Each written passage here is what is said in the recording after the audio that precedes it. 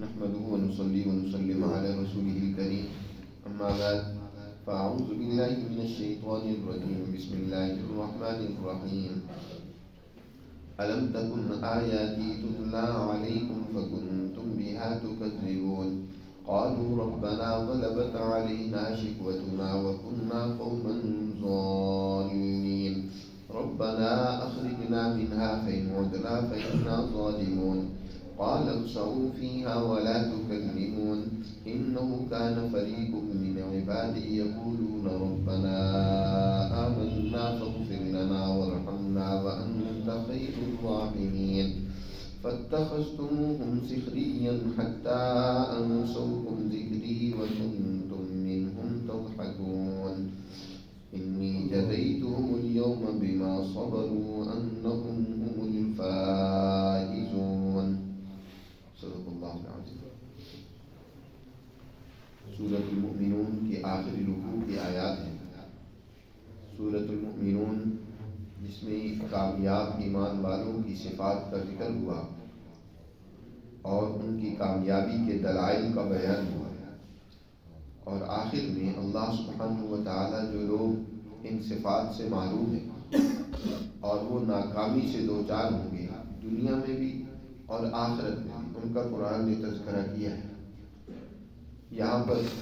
وہی لوگ جو اللہ کی تعلیمات سے ان صفات سے منہ موڑتے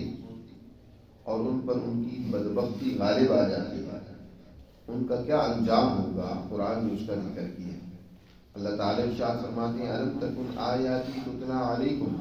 فکنتم بہا تکذبون، کیا میری آیات تمہارے سامنے پڑھی نہیں جاتی تھی لیکن تمہارا حال یہ تھا بجائے اللہ کی ان آیات میں غور و فکر کرنے کے، ان سے رہنمائی لینے کے، ان سے درس عبرت پکڑنے کے، تمہارا حال یہ تھا کہ تم ان کو جھٹلاتے تھے۔ فکنتم بہا تکذبون، یعنی دنیا میں اللہ کی تعلیمات سے جو انسان منہ موڑتا ہے اور ان کو جھٹلاتا ہے،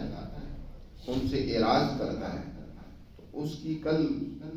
بہت ہی بری حالت، وہ اپنی اس شامت اعمال کی وجہ سے اللہ سبحانہ و تعالیٰ جب اس کے بارے میں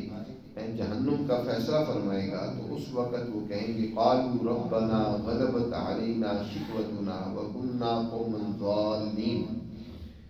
کہیں گے ہمارے پروردگار ہم پر ہماری بدبختی اور نحوست غالب آ گئی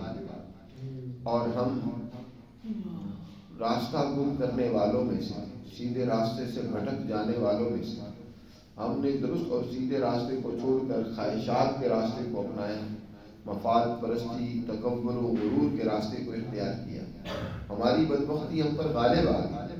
کہ دنیا میں اللہ کی آیات سے ہم نے منہ موڑا، ان کی تکذیب کی، اور آج ہمارا یہ حال ہے۔ اللہ سے التجا کریں گے،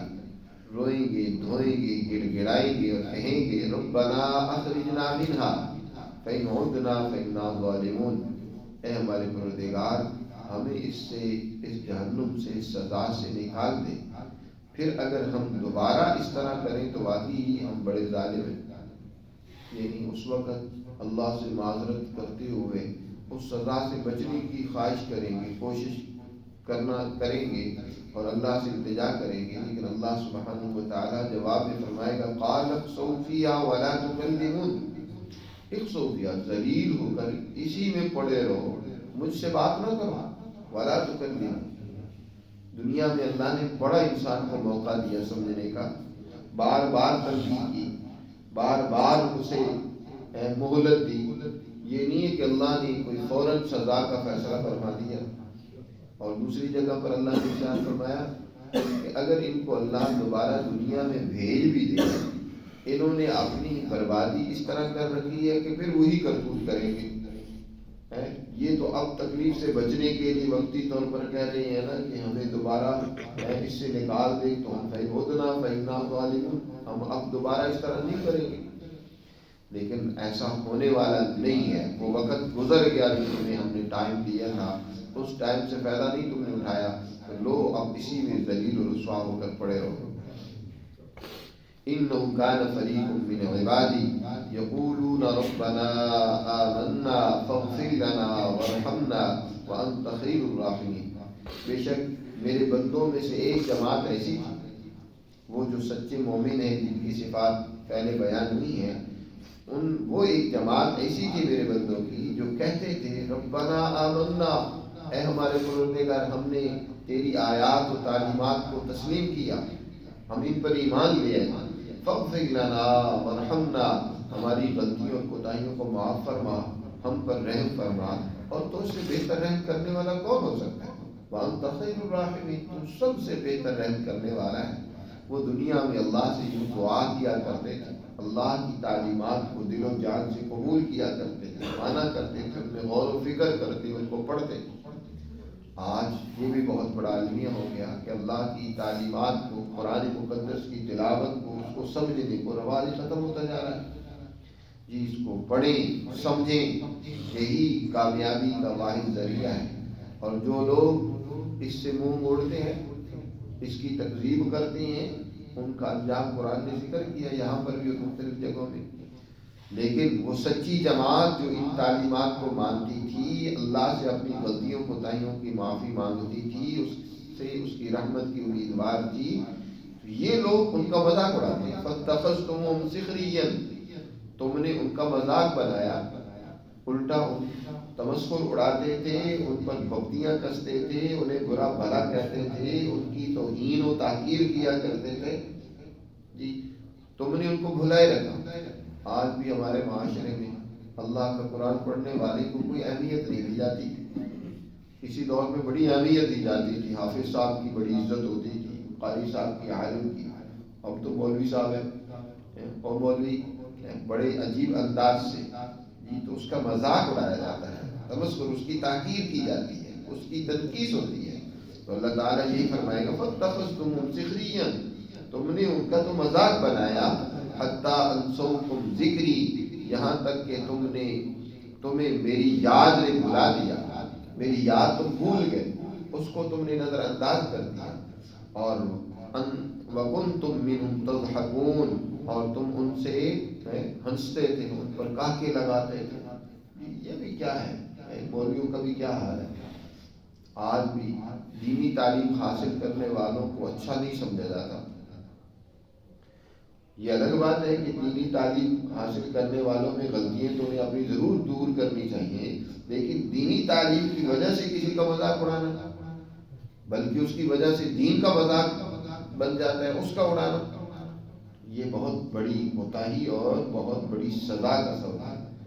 اگر ان کی کوئی کوتاہی غلطی نظر بھی آئے تو بجائے اس کا مذاق اڑانے یا اس کو سر عام کرنے کی بجائے آپ ان کے ہمدرد بن کر اچھے انداز سے ان کو دور کرنے کی کوشش کریں، ان کو سمجھائیں کہ دیکھو تمہارا بڑا مقام ہے، تمہاری عزت ہے، تمہاری غلطیوں کی وجہ سے دین کی توہین ہوگی، دین کو سے لوگ بدظن ہو جائیں گے، تو آپ اس طرح کی غلطیوں سے بچیں، اس کو سمجھائیں۔ اخلاص تو یہ ہے، بجائے اس کے کہ ہم ان کو محبت سے اچھے انداز سے ان کو سمجھانے کے الٹا ان کو بدنام کرنے کی کوشش کریں گے، اس کا اثر کیا ہوتا ہے؟ دین کی بدنامی ہوتی ہے۔ تو اس لیے یہ ان کافروں کا قرآن نے تذکرہ کیا ہے جو اللہ کی تعلیمات کا مذاق اڑاتے ہیں، ان سچی جماعت کا مذاق اڑاتے تھے جو اللہ کی تعلیمات کی انہیں دعوت دیتی ہے، اللہ سے معافی مانگتی ہے، دعائیں کرتی ہے کہ اللہ تو بڑا مہربان ہے، ہم پر رحم فرما۔ انی جزیتہم اليوم بما صبروا انہم هم الفائزون، بے شک ہم ان کو آج ان کی اس صبر و استقامت کا بدلہ دیں گے جو انہوں نے دنیا میں لوگوں کی پرواہ کیے بغیر اللہ کی تعلیمات پر قائم و دائم رہے، استقامت اختیار کی، جمے رہے، تو آج ہم اس کا بدلہ دیں گے۔ یہی وہ ہیں انہم هم الفائزون، بے شک یہی لوگ کامیاب ہونے والے ہیں۔ قد افلح المؤمنون، سچی ایمان والی جماعت کامیاب ہوگی، وہ کون سی ہے؟ کہ وہ صبر و استقامت کے ساتھ اللہ کے دین پر کام بند رہے، میں ہنسنے والے، مذاق اڑانے والے، ان کی توہین و تنقیص کرنے والوں کی انہوں نے پرواہ نہیں کی اور وہ اس پر ڈٹے رہے، یقیناً یہی لوگ کیا ہیں؟ کامیاب ہیں۔